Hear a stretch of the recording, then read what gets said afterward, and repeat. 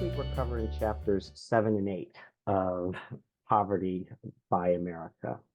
And the titles of the chapters are Chapter 7, Invest in Ending Poverty, and Chapter 8, Empower the Poor. And the reason that we go through a very quick overview is because we know that not everybody always has a chance to keep up with the readings, but we still like to design the questions and have discussions so that everybody can participate and everybody can benefit. So I'm just going to go through quickly, some of the themes that are in these that are in the chapters this week. He talks about the author talks about how we make people poor, and it's almost a conscious decision by our society. We constrain the choice and power in the labor market, which essentially drives wages down, and by removing choice from a whole category of people, we are enabling the rest of us to essentially benefit from their lack of choice. He talks about guiding principles for an anti-poverty agenda, and he says that we really need to focus on rebalancing the safety net. We need to insist on tax fairness, and we need to make more significant investments in eliminating poverty and endorse policies supported by broad coalitions. So again, we're talking about trying to invest in ending poverty, and it takes money to do that. He says that the cost to end poverty is something that we can actually afford.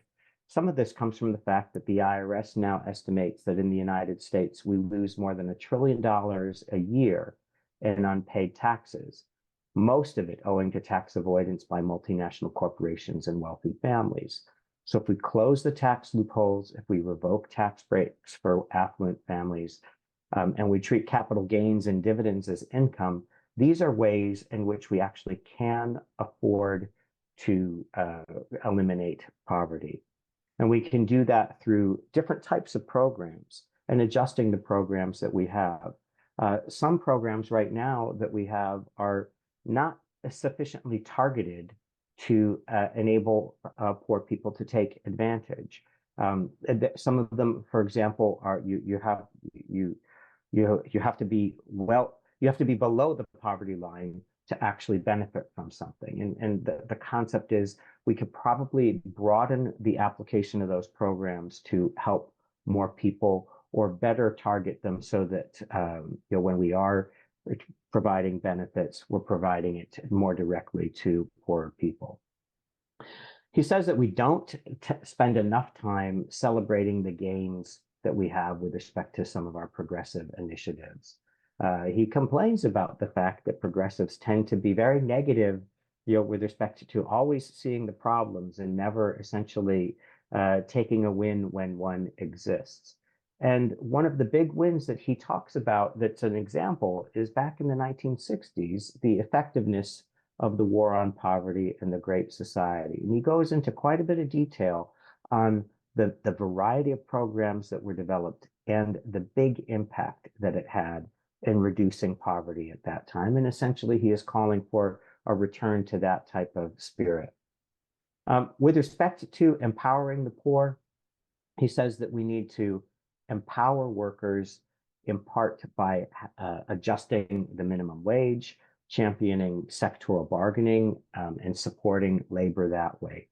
He also says that with respect to providing people with more choice, the housing market, the fair access to capital in terms of enabling people to benefit from the financial system, as opposed to using systems of last recourse like payday lending, where it costs much more to be poor than it does if you're not poor, expanding reproductive choice, and building consumer activism to fight against poverty. And when we talk about consumer activism, he means we really should be thinking about the purchases that we make and whether they are from companies that have fair labor practices, have a fair wage, and other things where they are actually involved in the fight against poverty, as opposed to being part of the many things in our society that actually encourage poverty. So I'm going to leave it there because it's probably longer than Wes had expected. But what I do want to make a plug for the reader's guide that Robin puts together each week for us.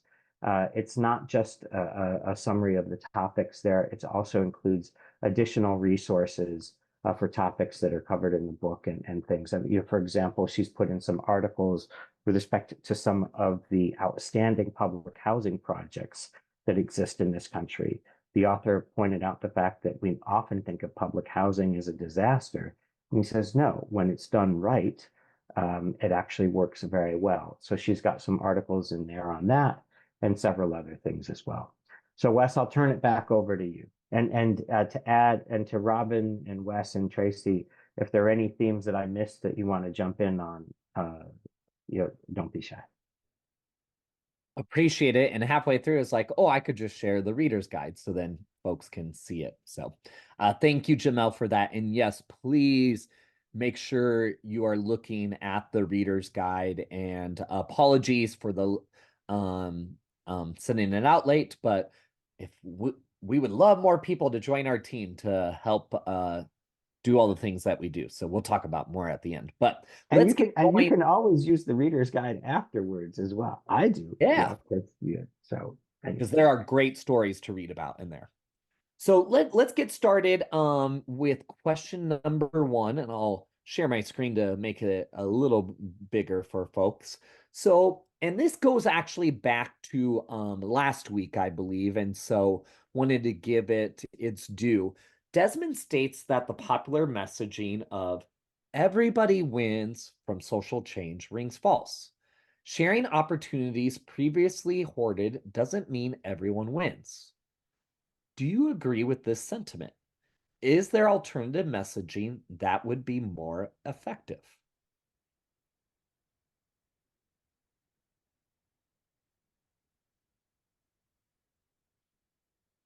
And if you would like to comment on there, remember you can put some thoughts into the chat or raise your Zoom hand and we'll get you unmuted. And it looks like George Ann has their hand raised.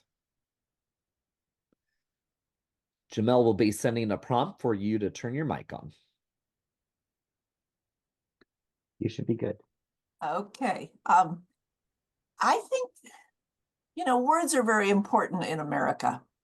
And win and lose are like very loaded. So I think if the messaging was more in terms of everyone's life will be better, that would be an easier thing to spread than everybody wins. Because if everybody wins, who's losing? We're just so into the win and lose dichotomy. But better, nobody wants to be worse.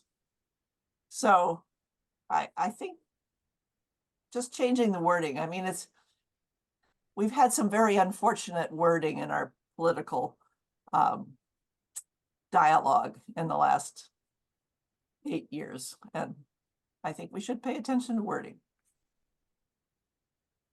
Thank you. I appreciate you sharing that and getting us started. I do notice that John put in the chat, there has to be a distinction between a moral win versus a financial win. So thank you, John, for participating in the chat. Anyone else have thoughts?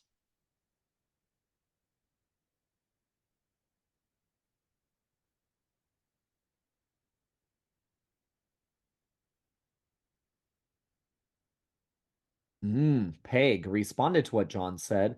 An ethical win versus financial. Okay.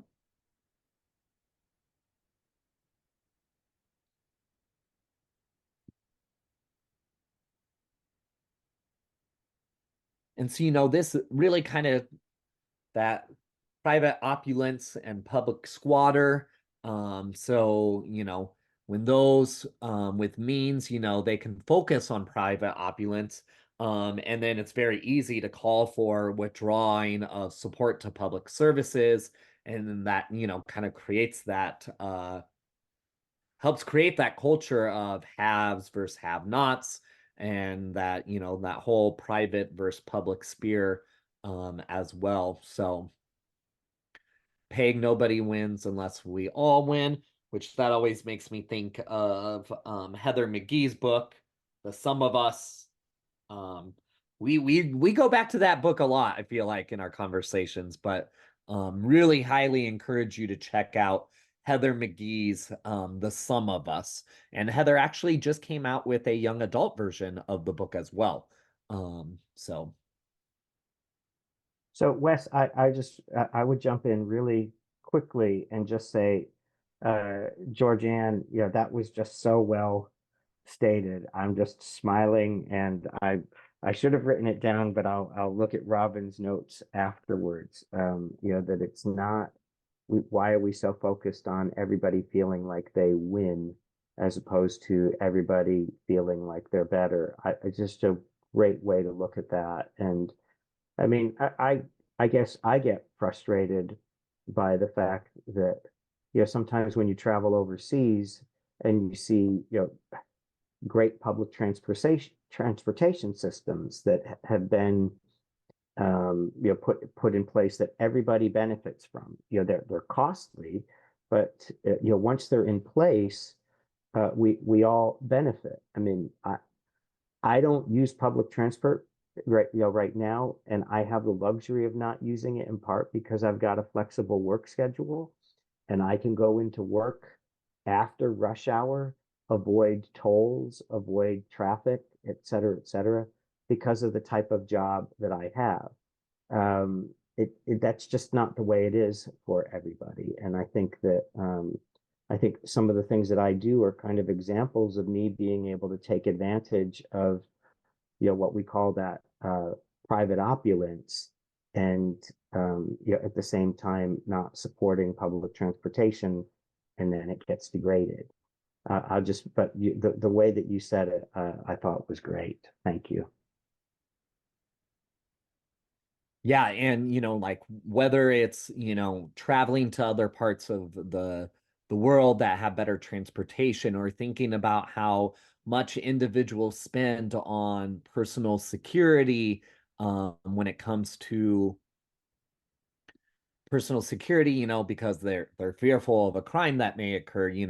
What if, rather than putting so much into crime, and I think our nation has really tried to have a conversation about this, what if we also put that amount of money into reducing poverty? Would we then have to put so much into? So yeah, there's really a lot. So I thought someone had their hand raised, but it looked like it went away. So maybe that's okay.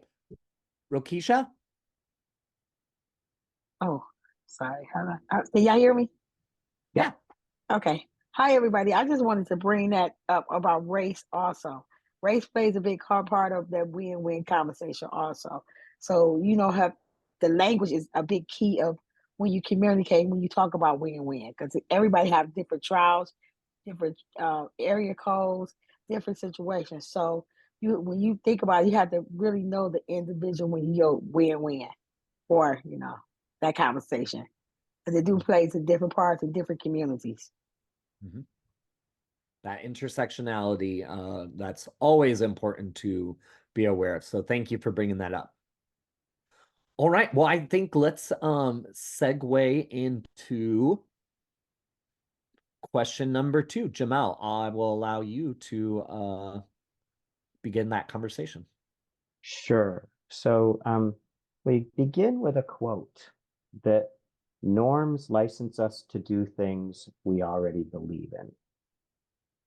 And this question really is about the decisions, the consumer-related decisions that we think are anti-poverty. If we choose to make a consumer-related decision, that basically supporting a company, going to a company that's a union shop as opposed to a non-union shop, how comfortable do you feel talking about it with others? Is it the type of conversation that you can have? Do you ever talk to your children about poverty?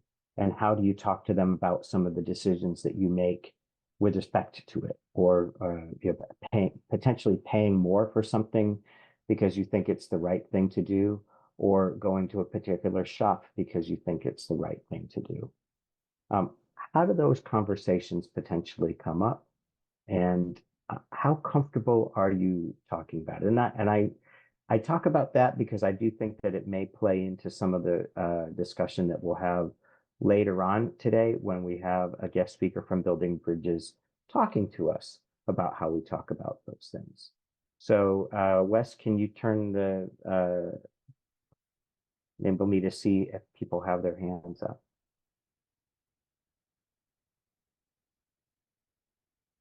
Carol, I'm going to ask you to unmute. Okay, that was easy. I actually, it's somewhat anti-poverty, and it's also the last person who spoke. I make a lot of my consumer decisions based on anti-racism and anti-prejudice, and the companies that are known to to discriminate against LGBTQ, Blacks, other people. They don't get my money. They don't get my participation. And I think that that's something I can do. My children are older, four of whom, I have 6 children. They're all adults, 4 of whom we adopted as newborn African-American babies. And that's become a big part of my life. We talk about what it's like to not have a home. I volunteer with a LTHC homeless services group quite a bit, and talk to them about what it's like to just not have a home and to just not have anything. My grandchildren are aware of these kinds of things. And one of my daughters takes their children to a restaurant where you pay what you're able to pay for a meal. And I find that a wonderful life lesson. Carol, thanks for sharing that.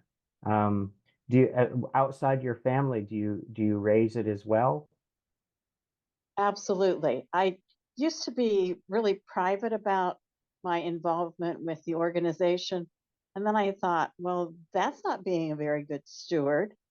So I've started being an advocate and kind of getting in people's faces a little bit and talking about what I do, not because I want kudos about my involvement, but to talk about the necessities that people are faced with and need assistance. And one more question before we get to Demetria. So you said that at one point you were private, and then you decided you were going to talk about it more. What triggered that? How did you make that difference? Well, I realized that I could do more, that I could be more effective by talking to other people.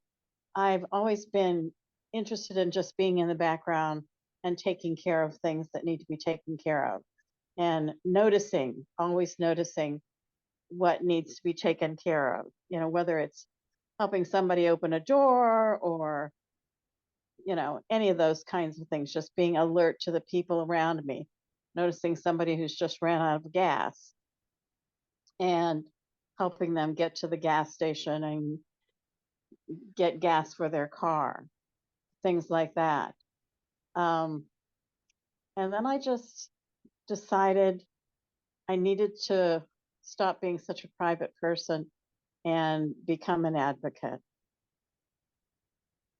I mean, that I really appreciate you sharing that, because I think that it's not uncommon for folks to feel uncomfortable about some of this, and to make that leap to becoming more public about it.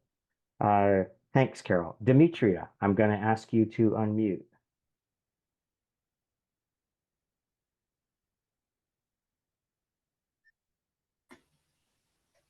Hello. Hello, we got you. Great. So I am going to respond to talking to my kids. Well, my kids are grown. I'm a grandmom.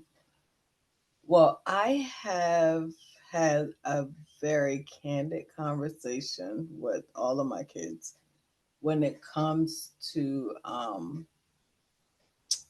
poverty and when it comes to being poor, that we have had that conversation. And I often tell them that we are responsible for our own economical growth. I often gave them a choice to choose if they want to patronize someone or not. And that really worked well with us. And I often teach my youth about being responsible for our own economical growth and shopping locally, and supporting our community. I tell them it's okay to purchase online or buy things, outside of your community, but shop locally first because that money is generating in your community. But you don't have to patronize everybody. So, yeah, that conversation has to come up because I grew up in a very poor household, and I don't want my kids or my grandkids have to live through that. So, yeah, um, we are responsible for our own economical growth. That's all. Thank you, Dimitri. That's well said. Other folks, you want to jump in on this in terms of how they talk about it. Robin, I'm going to ask you to unmute. I I find that I try to be mindful of who I'm having the conversation with and what topics we talk about because as one of our members pointed out to us either last week or the week before, some people make economic choices because their options are limited. So I never when I am financially able to make anti-poverty choices, I do. But I also recognize that not everyone has that ability, and I don't want anyone else to feel that they are less than because they don't have the ability to make that. I try to give them space to share their stories if it's appropriate, if the conversation calls for it, and kind of take what I learned from them and use that going forward in making economic choices. And when I have other conversations with people who are able to make other choices, let them know what options they have that are anti poverty options, and also let them know how the choices that we're making are impacting other people. And I think another reason that sometimes people can be wary of sharing those is because they don't want to be labeled as virtue signaling, which is something that a lot of people get accused of as well. Those really great points, Robin, and I think it's something Vanessa is also echoing in the chat, recognizing that sometimes you don't really have a choice. Maybe the only way that you can find it now is on Amazon, and that people need to keep that in mind. And I think that the whole point is that you do what you can when you can, in part because you are thinking about it. You're being conscious with your choices, and you may not always be able to buy locally, for example, or not stop at a fast food national chain, because because really you're looking for something along those lines.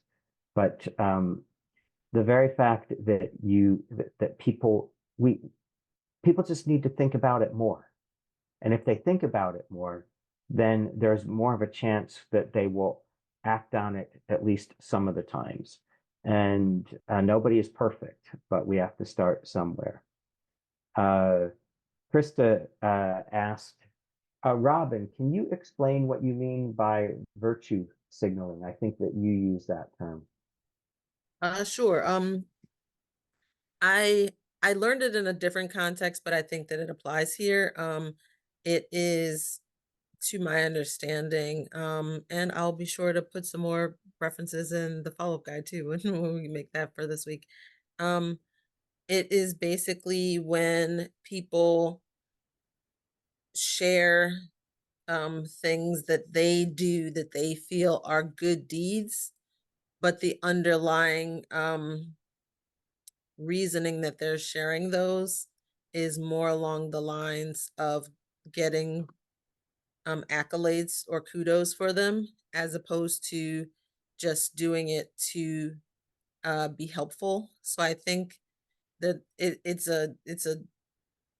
a balance, I think, that we have to be mindful of, because as the question stated, we do want to, for those of us who do have the choice and the ability to, we do want to normalize that and make sure that others in our circle who have the ability to and the choice to are making mindful choices, but we don't want to do it in a way that draws more attention to ourselves than it does to the problem.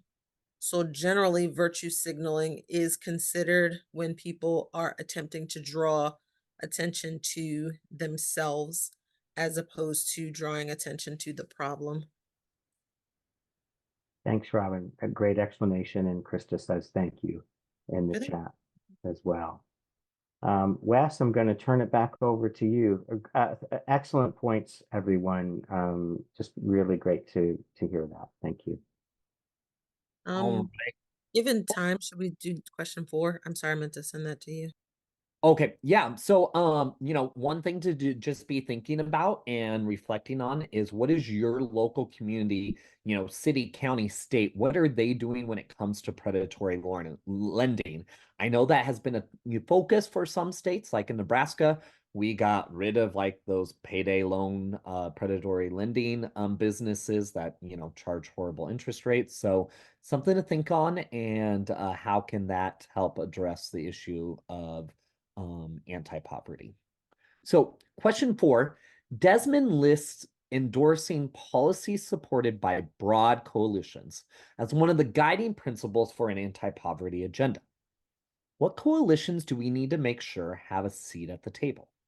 How can we organize, advertise, and collaborate to ensure that everyone feels welcomed at the table?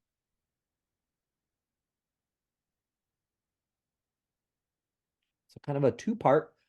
What broad coalitions do we need to have at the table? And how can we organize, advertise, and collaborate so that when we are all at the table, everyone feels welcomed?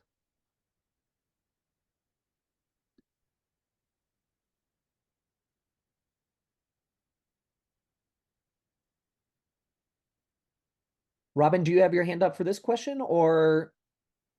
Yes. Okay, go ahead. Sorry, just saw it. No worries. I think one group that we should make sure we think about is disability activists, making sure that they have a seat at the table.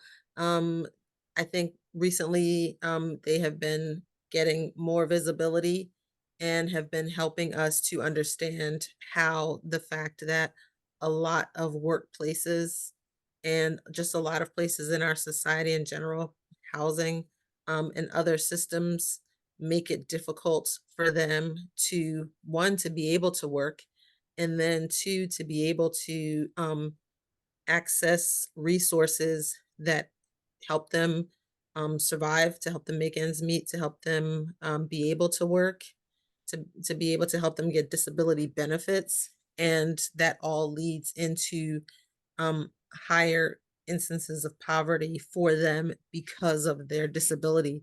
So making sure that when we're putting policies in place, that we're thinking about how their needs are being met as well. Appreciate that. And Carol. And also, Robin, if you have any links, if they're in the reader's guide, if you could point that out and in the chat, or if you have additional links, if you would put those in the chat. And that's for everyone too. So go ahead, Carol. Um, obviously, we need to have everybody at the table. And one of the things that is a delicate balancing challenge is for those of us who are privileged, to do what we can with the power that we have because of our positions in society to change things. At the same time, making sure that the people who need the services are the ones who are telling us what they need. And so that we are not bulldozing and leading and overtaking everything, and not being sensitive to the needs of the people that we want to help. Thank you. Appreciate that, Carol. Demetra.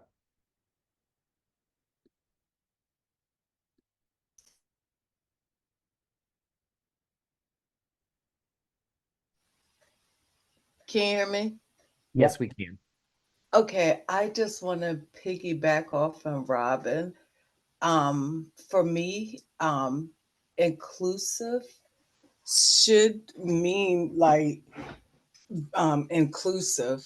Like for me, I am autistic, and when I come to the table, I want to feel included.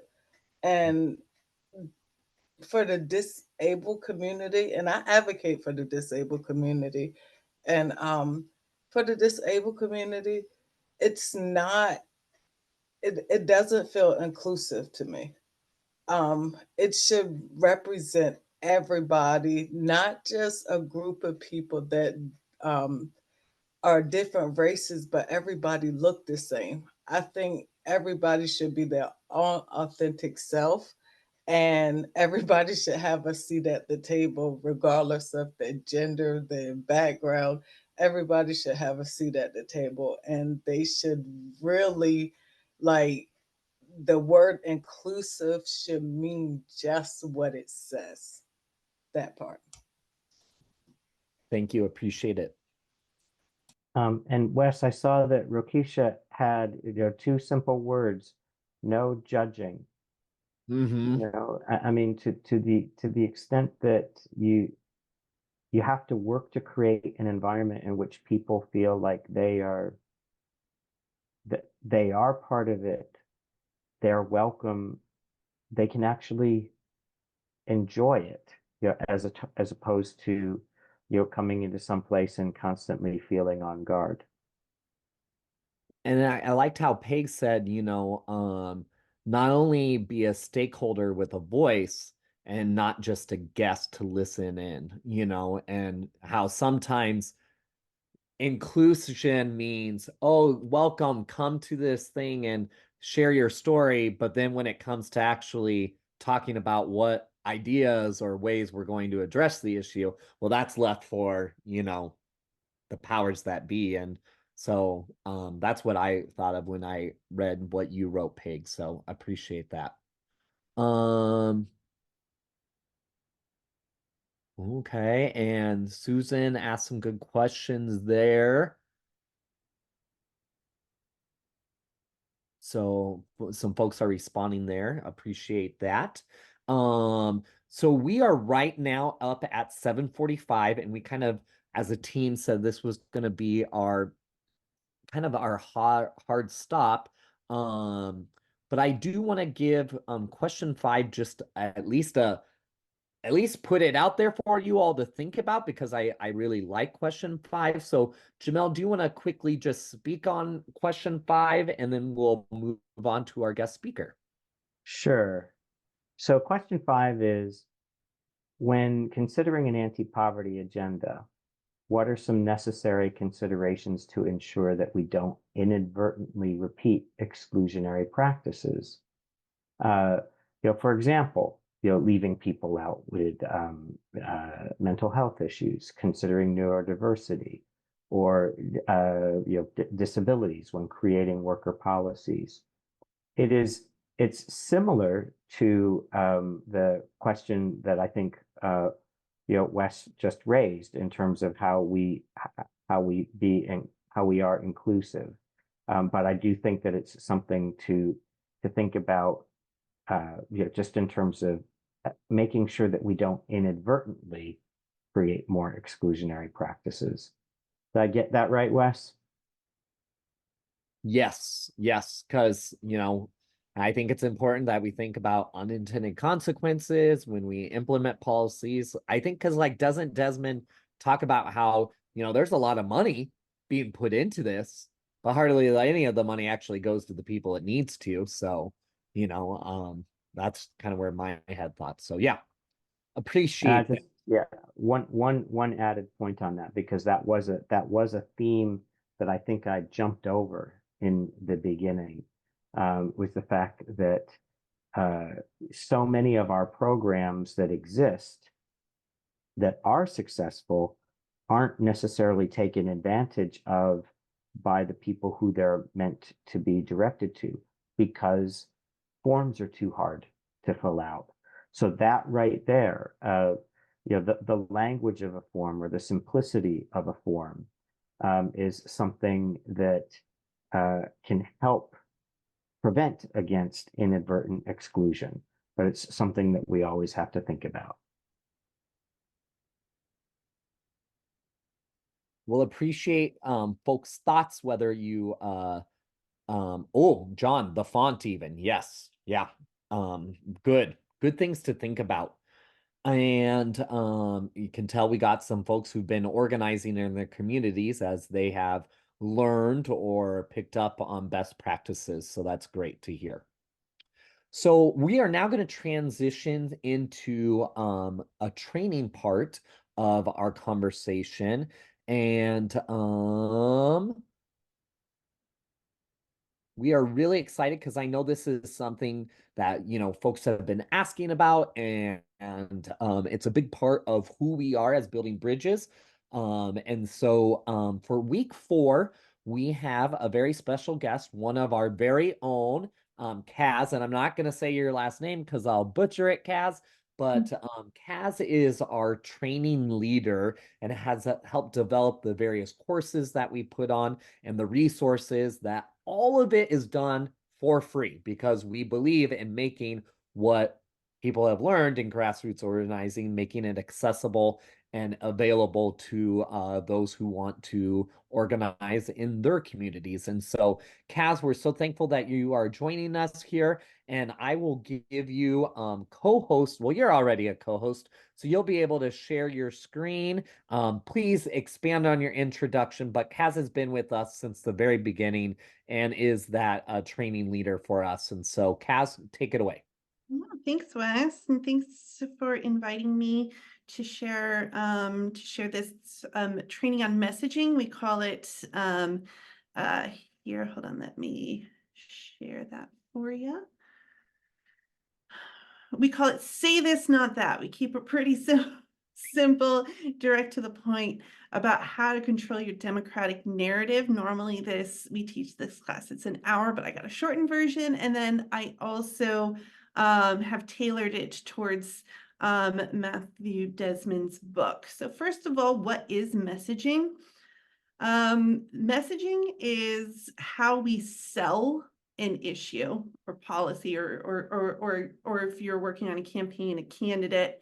So how you sell it, so then the person that you are targeting, who you're speaking to, can understand where you're coming from. So again, selling it, getting that buy-in from people. I want to mention that there's different types of work where you would use messaging. And what Desmond's book is, it's advocacy work, which is very different from a lot of the times when we think about messaging. We're talking about it in terms of either elections. So that's when you're really trying to target people to get electoral a majority to either elect a progressive leader, or if they get a ballot initiative, there's policy work where you're actually writing the laws. So advising people on the right words to use so a program can be more effective. But we're going to stay in that advocacy space because, again, that's where Desmond's book is. And so when he challenges us to take action, he's not challenging certain people, he's challenging everybody. He's putting the onus on everybody. A lot of times in advocacy work, you talk about moving that Overton window over, right? You're just elevating the participation across the board. And you also are thinking about educating, right? Educating people who haven't done this before, educating elected officials to be to understand and so then they can legislate for effective policy. That broad coalition of leaders, right? So not just speaking to every people, but also the leaders, the people that can then also disseminate that information down. So again, we're going to kind of stick in that advocacy space. Number two, then I want to talk, Georgianne, you mentioned how words are very important. I absolutely agree. And another person that agrees is a former book club a guest and book that we read, which is Don't Think of an Elephant by George Lakoff. And so he really shows why words matter, because the words that we choose, they activate frames in our brain. And then that means that if you can control your words, then that is how then you can control the narrative. So being very careful in the words that you choose, so then you can make sure you're conveying the narrative that you want. Just real briefly, an understanding that again comes from George Lakoff's Don't Think of an Elephant, of just in America, since the beginning of America, there have been these two pure moral systems in America. Again, these are pure models. In real life, everybody's kind of a mix. But here in America, we have a progressive moral system, which is based in more of a nurturing, where you care about everybody, and your sense of morality then comes from taking care of others. I'm going to assume more people in this room come from more of the progressive side, so that probably sounds pretty familiar. And then there's also a conservative moral system here in the US that comes from a very strict hierarchy where you do care about people, but you care about people in your in-group, and that your sense of morality then comes from discipline. I bring this up, one, it's nice to have empathy for conservatives or people that might be, have a different sense than you. But I also bring it up because I want you to have really understand and have pride for your progressive morals, where you're coming from. And that if that is where you're coming from, speak to that, right? Don't try to then speak over to, and change who you are to try and appeal to the conservatives. No, just be really strong in who you are and where you're coming from. So again, speak from your worldview, be very confident, put your 2 feet in it and speak from there. That's actually going to be what makes people have more respect, understand you, see where you're coming from, and starts to get them to you can't change someone else's mind, but they can like you and they'll start to consider what you have to say. So real fast, when you're talking about poverty, framing poverty in coming from your two feet firmly planted in the ground of your progressive morals. Again, you care about everybody, right? So that means that when you're thinking about poverty, you're not thinking in terms of us and them, right? It's just us. We're all in this together, right? We're all, so the us and them, that language comes from if you have a more of a hierarchical thinking, right? Where there's my in-group and then there's everybody else. We reject that, right? I know as a progressive, I reject that. I care about everybody. I see us all in this together. So that means that when I'm going to talk about poverty, I'm always going to talk about us, each of us, all of us, we, together, community. These are great words to be using. Always be conscious of never using the word them, they, right? Don't other. Always be inclusive in bringing everybody in. Next is thinking is between saying that people who are in experiencing poverty in the poverty cycle, they having few choices, or are they making bad choices? Again, if you're coming from the conservative side, then you think that your lack of discipline is why you are poor. I reject that, right? As a progressive, I completely reject that. I understand that this is systemic and that people are given fewer opportunities, right? So I'm going to speak to that every single time. And I'm going to talk about, being stuck in a cycle, having little freedom, having no opportunity to change, struggling. My family's not very well off. My daughter calls it the struggle bus. Right? She's living in her boyfriend's grandparents' basement, and has for 4 years now. She calls it the struggle bus. She gets up to take her 12-hour shift at a factory, right? So, and then also framing it in terms of what does it mean to provide support? Is it community investment or is it charity? Again, if you're on the conservative side, you're going to see it as charity. This is me on high and I'm bestowing upon the wee little people my good deeds. No, this is all of us. We're all in this together. So any kind of dollars, anything that is spent or in the good of helping the poor is helping all of us, right? We all benefit, shared success.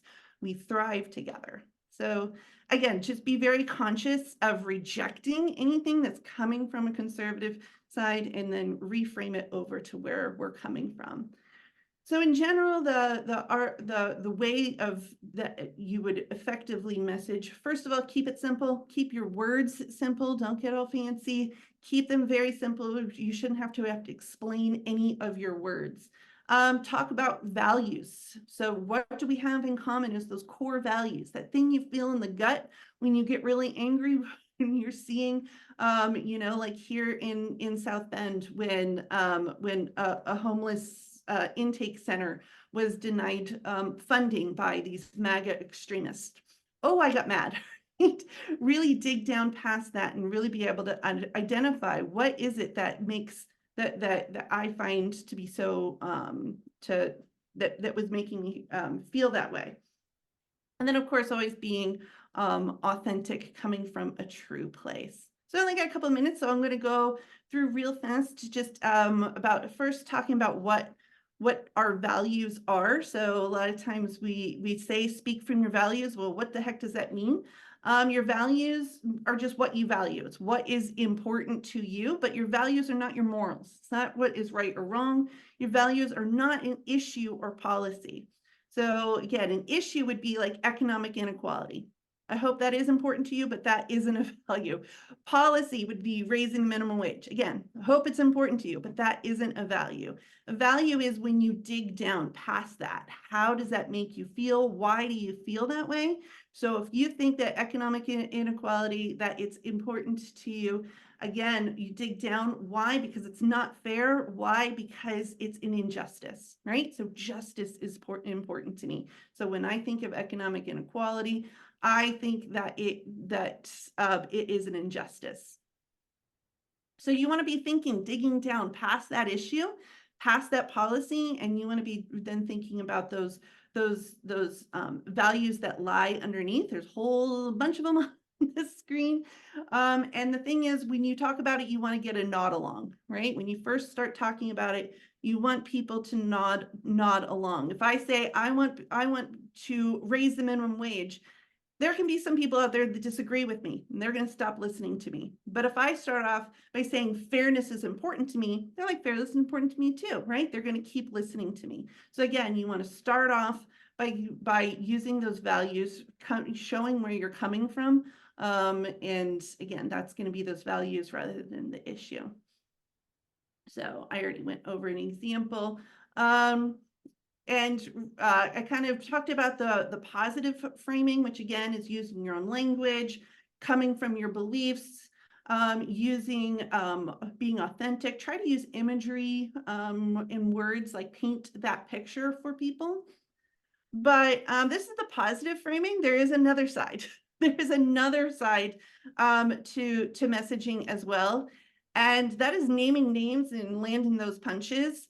When the people that are holding up, that are keeping this stuff from happening and actually being enacted. So I look at the Pew Research. I love Pew Research. They're the most trustworthy fact-based source out there. And they did this poll. It was back in 2019, but you know, it's still good as a talking point here to show that, you know, there's the darker parts of the chart are people that believe that we should be doing more, providing more assistance to end poverty. So those are the people that are with us, right? Is those percentages in the darker colors.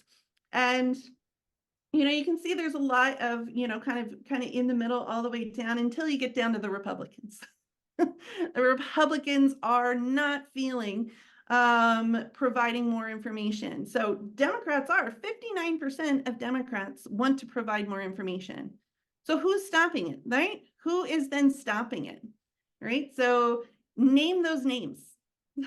So name the names of who is stopping it. I know I'm in Indiana. My Congressman Yakim, he is a Trump extremist, and he voted against the American Rescue Plan. The American Rescue Plan is what lifted so many people out of poverty after, you know, or during the COVID crisis.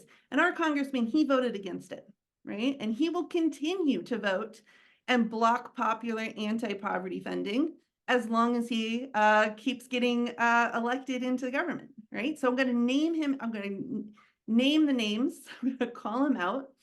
Anytime you do see things like dog whistles, stuff like that, where they're trying to get away with communicating their extremist things to their base while sounding like they're not saying that to everybody else. Yeah, call those out.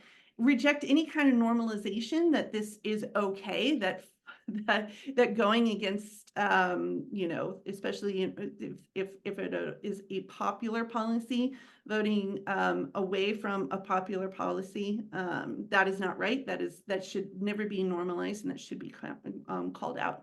Again, demanding that accountability. And the last thing I want to talk about is a message sandwich. So we say never to repeat the other side's words, right? To reject their words, never repeat their words. But if there is a time when you really do need to directly say somebody's words in order for there to be like comprehension of what you're talking about, then you can use what's called a message sandwich. And that's where you take that bad thing, their words, and you sandwich it in between two slices of your words. So you're going to start with something that we all agree on, again, coming from your stance. Mention the problem, but then immediately bring it into a solution. So like I said, if people are worried about property values declining when an affordable housing is proposed near their property, right? You want to show them that you heard what they're saying, right? You don't want to just dismiss them altogether. You want to show that you heard them and that you want to validate those feelings. So you can say, hey, we all agree.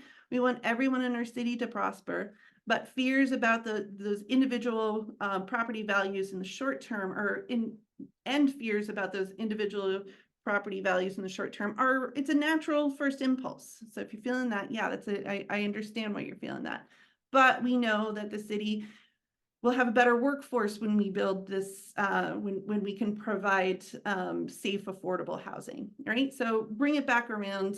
So again,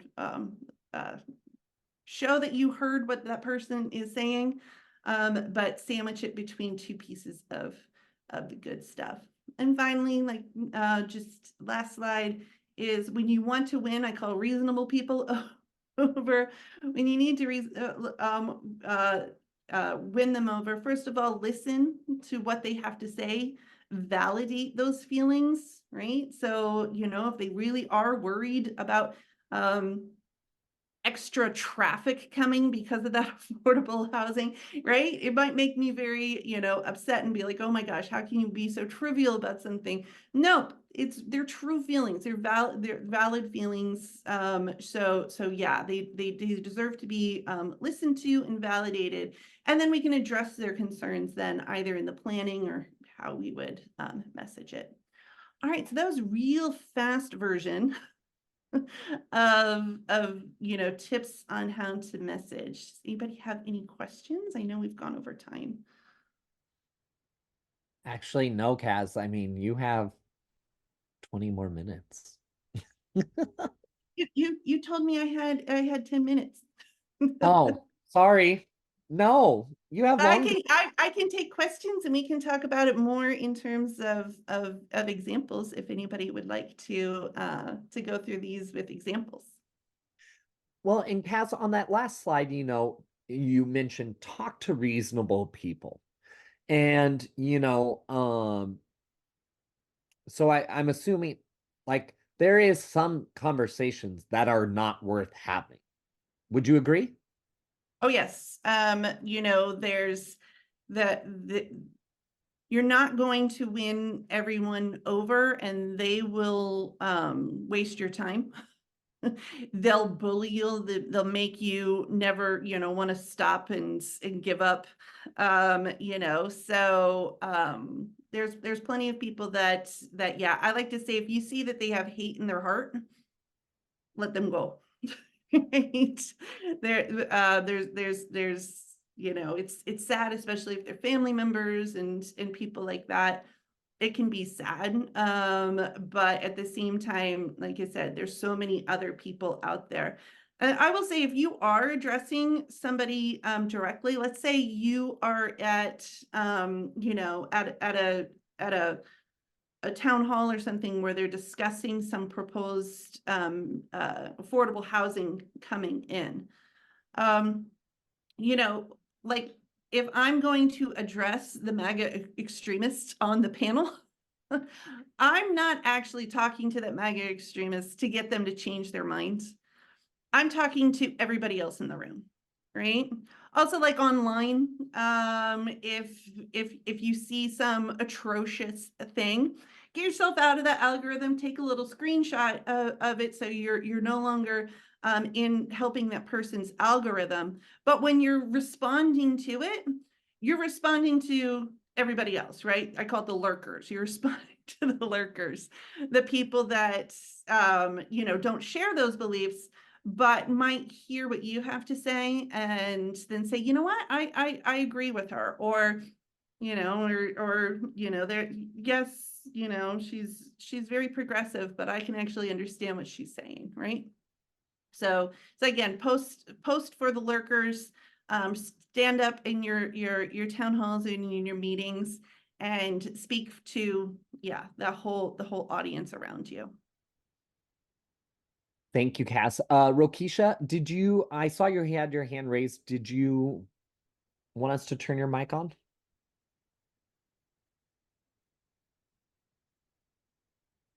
Yes. Hi, how you doing, everybody?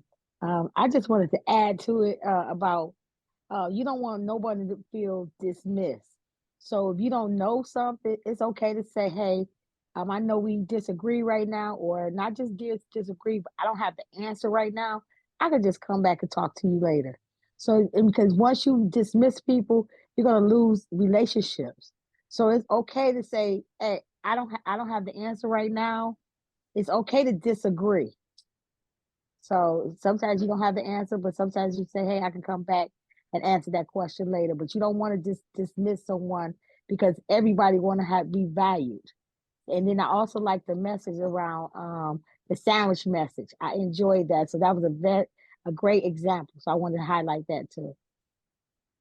Yeah, when you know, a lot of messaging is habit. So choosing your words is just habit, and you get into some good habits and or knowing what those good habits are. Sandwich messaging is one where you're gonna repeat what somebody said, but you want to be able to sandwich between the good stuff.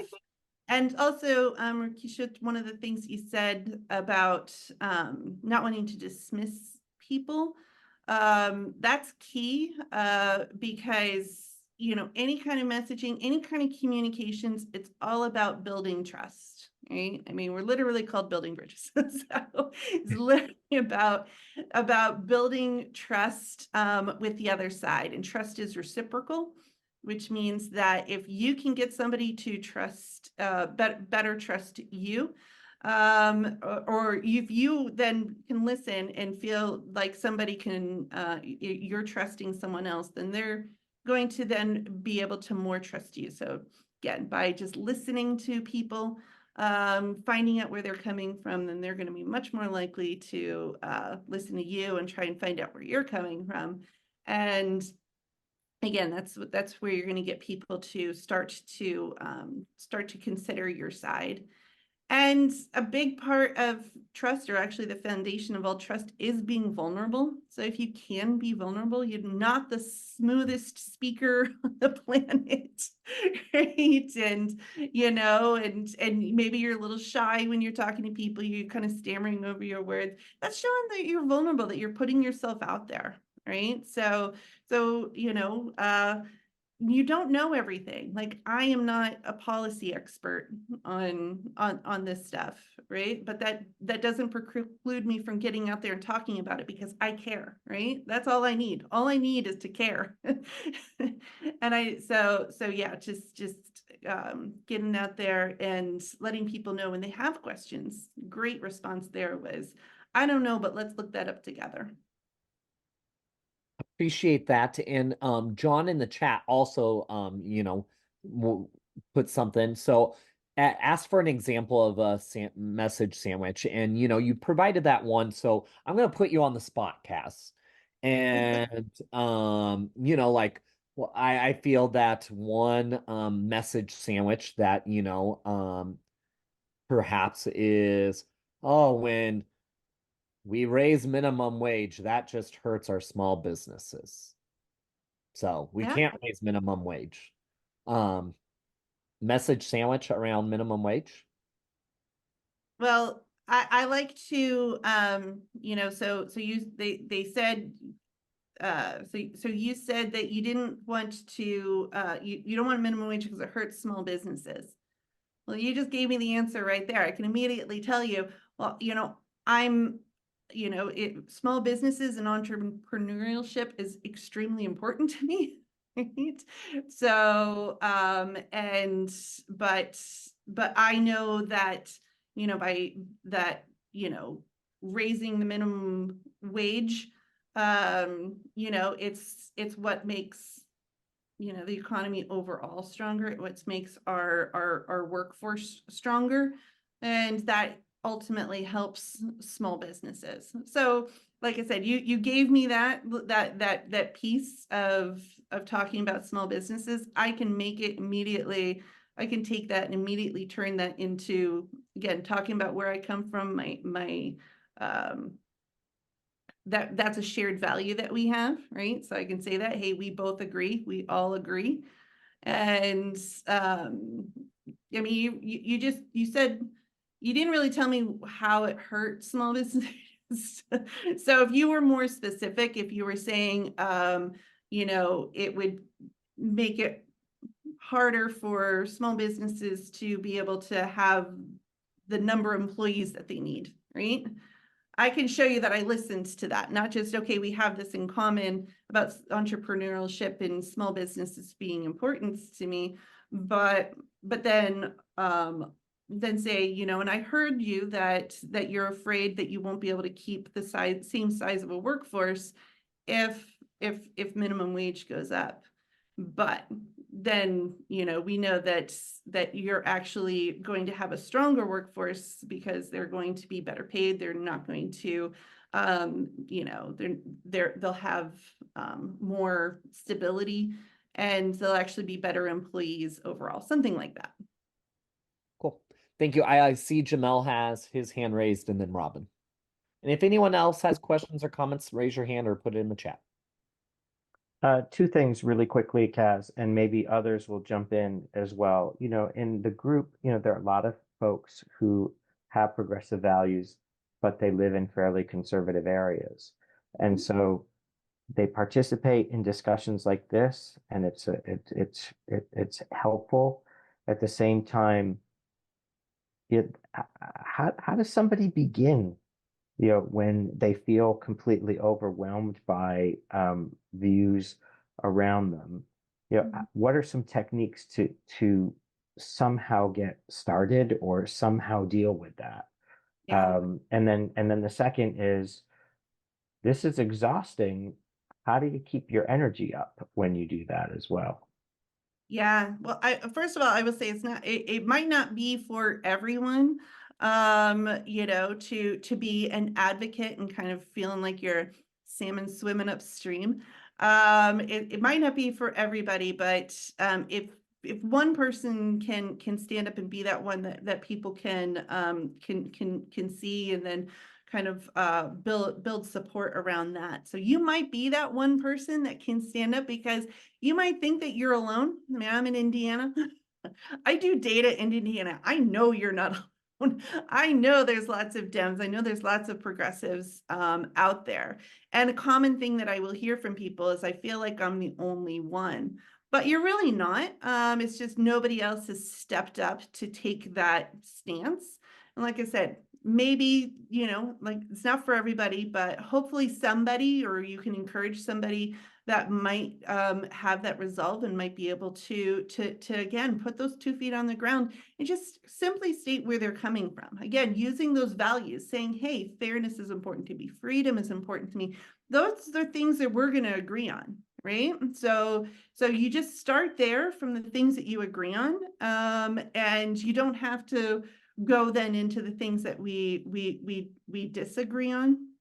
But I know it is not for the faint of the heart. My daughter lives in a part of Colorado where she's literally the only liberal anybody has ever met. Like, they think that she's just absolutely out of her mind. But you know, she actually chose that. She actually likes that, you know. So there are some people that like that. She could be very strong and put her 2 feet down and be that. That's her identity. That's how people know her. So there's some people that can embrace that. And then, like I said, people like that, you can then conglomerate around if you don't feel like you can speak out entirely on your own. But you are not alone at all. I will say, like I said, I do numbers here in Indiana. There are Dems everywhere. They're just quiet and they're waiting for somebody to speak up and somebody to say. So if that can be you, you're going to make it so much easier for so many people around you. Oh, and the other one about it being exhausting. Yes. Yes, it is exhausting. Finding your safe spaces. This is a safe space. Finding your safe spaces, especially anywhere where you can kind of let that steam off, let those emotions, a lot of high emotions that come. So if you can find a safe space, you and one friend maybe get, you know, or like I said, rooms like this, where you can keep going back to the well, keep getting that filled up again, so you can get back out there. Thank you. Paula has their hand raised, and then Georgianne. Hey, I just want to say, Kaz, I have been to basically, you know, I'm trying to remember when I got invited to the Building Bridges. Just coming to this community and now being part of this book club. And it is helping me to feel more grounded and stronger. And you know, and not being, you know, I can sometimes come across as a zealot, which I'm learning now how to moderate that, you know, and it's important to learn how to do that, but I'm not giving up my ground. And I'm feeling more confident. and just being there and being not shying away from going and doing certain things like requesting to meet with my local representative, going to these other places. And even within my family is to stand my ground, but not in a way that's like, dismissive, like you said. And, it has been very frightening and exhausting. And I'm learning now to reframe and to feel stronger about that. So I just want to say thank you for everything you do. And I have to say, people are asking me about building bridges. I am spreading the word. I am putting things out there. Go here, take part in this, the resources that are available. And people want to know, what can I do? I can't go knock on doors and canvas. I mean, I can do that. I actually like doing that. I find that so energizing. But other people are really afraid of that. And I understand that. So, and there's lots of things that we can all do that can help build this community and, stand for our values and share them. So thank you.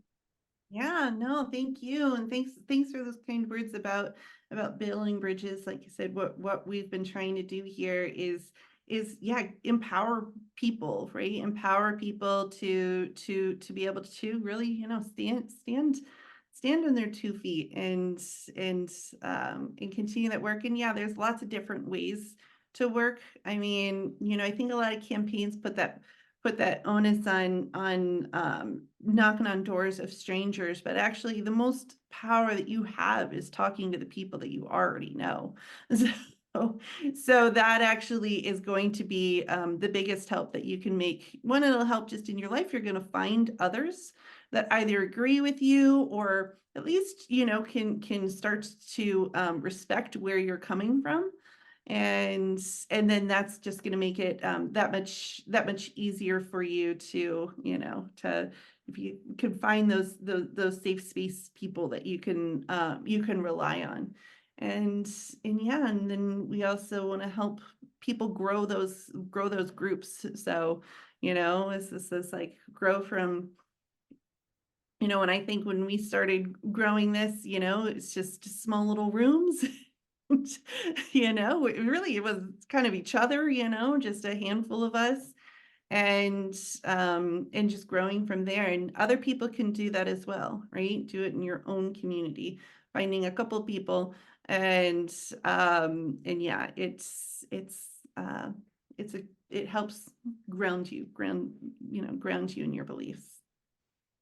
And one piece I love about what our value statement, it's not the result that matters, it's the effort. And because we're not always going to win, whether that's a conversation with someone that we care about, whether that's a candidate we support, a policy effort, whatever, but just think of all the individuals who have put in the work ahead of us in our communities, in our spaces. And we wouldn't be where we are today. We would not be talking. I'll be candid. I wasn't a huge supporter of Bernie Sanders.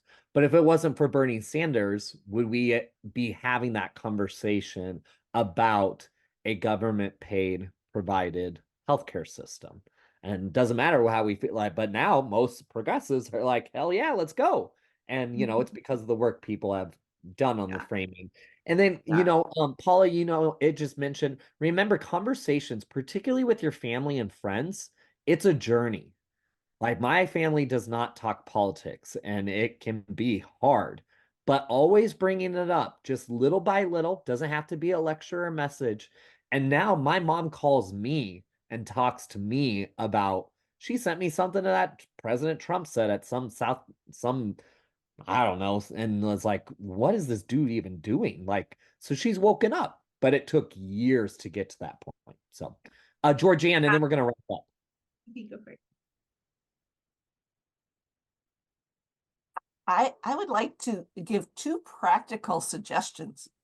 The first one is, if you're afraid of the pushback, you could try something that worked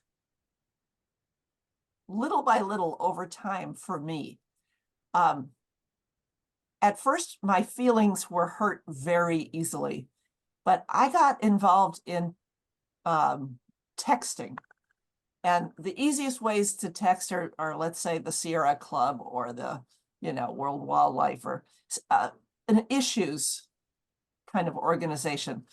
But something that will expand your experience is a group called Movement Labs that basically is a texting group of volunteers that are available to people they think are useful. So what I'm getting at is that texting it's not like a phone call, it's in print and you can just throw it away. And if people are really rude, you just opt them out. They'll never hear from this group again. You don't want anyone else to have to see such rudeness, but it thickens your skin. And after a while, it's not even hard to opt them out. Out. So that's how I would suggest you thicken your skin a little bit to get over that fear that somebody's going to say something and you're going to be destroyed. And then the other thing, all of these comments about I'm the only one, nobody thinks like me. Do you all know that the list of registered voters where you live is public knowledge? And a lot of municipal clerks will just hand it over the counter to you. And what you want to ask for is a street list of voters. Tell them where you live, and they'll probably only give you your own neighborhood. But it's so incredible how many people are in your neighborhood that are Democrats. I mean, it will make you feel better immediately. And you might even have some reason to talk to somebody in your neighborhood. And if you know that they're on your side of the fence, it makes it easier.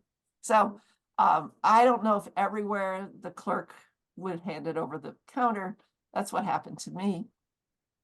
I actually went in and asked how to run for the Democratic committee in my little town. And they handed me the paperwork to sign up to run. And then they gave me this street list. And like, that's the people that can elect me. I had no idea this was available to anybody. So I'm sharing. Yeah.